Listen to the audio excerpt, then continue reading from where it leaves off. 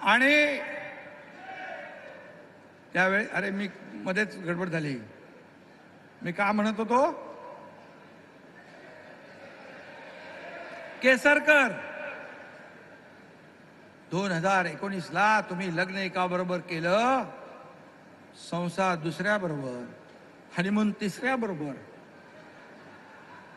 हे संसदीय शब्द आहेत, बरोबर आहे ना गजाभाऊ? नीलमताई सांगू शकतील.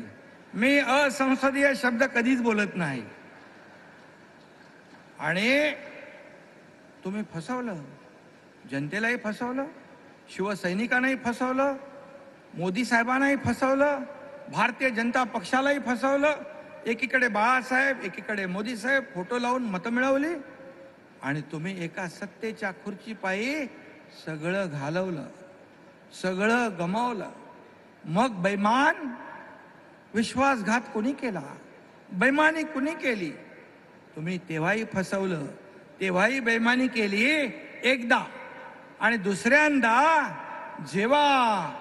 जेव्हा तुमच्या परिवाराच्या मागे काहीतरी तुम्ही केलेले कृत्य बाहेर यायला लागलं, तेव्हा तुम्ही दिल्लीला गेले, अजित पवार आणि अशोक चव्हाण यांच्या बरोबर बाहेर काही विषयावर बोलले, नंतर आतमध्ये गेलात, मोदी साहेबांबरोबर बसलात, बाहेर येऊन तुम्हाला घाम आला, तुम्ही 2 ग्लास पाणी पिलं.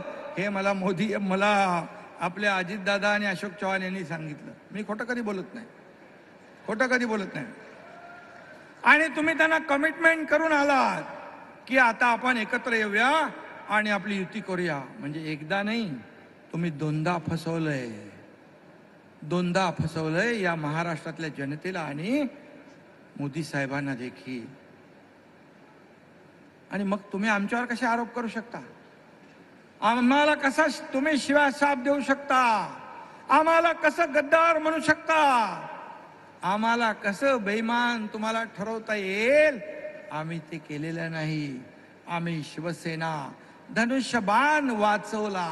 आज तुमची काय परिस्थिती आहे? तुम्ही जेवढं विरोधात बोलाल, जेवढं आमच्यासाठी खड्डा खोदाल, तेवढे तुम्ही खड्ड्यात जाल. आज दिसतंय तुमच्या सभा, त्याही पाहतोय, हे इलेक्ट्रॉनिक चॅनल देखील दाखवतोय. तुम्ही देखील बाबांनो, जी वस्तुस्थिती आहे ती दाखवत जा. आमचं अधिवेशन पण दाखवा. शेवटच्या खुर्चीपर्यंत सगळ्या खुर्च्या भरलेल्या आहेत.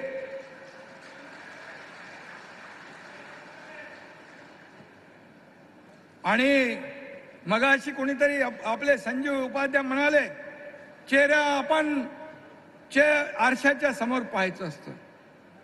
तर खरं म्हणजे वारसा सांगणाऱ्यांनी स्वतः पहिला आरसा पाहावा, आरसा पाहावा आणि स्वतःची कर्तृत्व जी आहेत ती आरशात पाहावी. किती मुखवटे घालून फिरणार तुम्ही? हे काय लपत नाही, हे छपत नाही. या सगळ्या गोष्टी बाहेर येत असतात. आणि म्हणून बाळासाहेबांचा वारसा सांगायला तोंडात नाही, या मनगटात जोर असावा लागतो, मनगटात ताकद असावी लागते. आणि म्हणून ज्यांनी शिवसेना वाढवण्यासाठी अतोनात मेहनत केली, रक्ताचं पाणी केलंय, ते नेते बसलेले आहेत, कार्यकर्ते बसलेले आहेत. शिवसेना मोठी करण्या, शिशिर शिंदे बघा तिकडे आहेत, त्यांनी तर पाकिस्तानची मॅच होऊ नये म्हणून ते कुठलं स्टेडियम, वानखेडे स्टेडियम खोदून टाकलं, जेलमध्ये पण गेले. असे किती आहेत लोक जेलमध्ये गेले, जेल भोगली, काही लोकांची हत्या झाल्या. बाळासाहेबांसोबत काम केलेले नेते इकडे आहेत. शिवसेना अशीच मोठी झाली नाही. रक्ताचं पाणी, तुळशी पत्र घरावर ठेवले लोकांनी, तेव्हा शिवसेना मोठी झाली. तुम्ही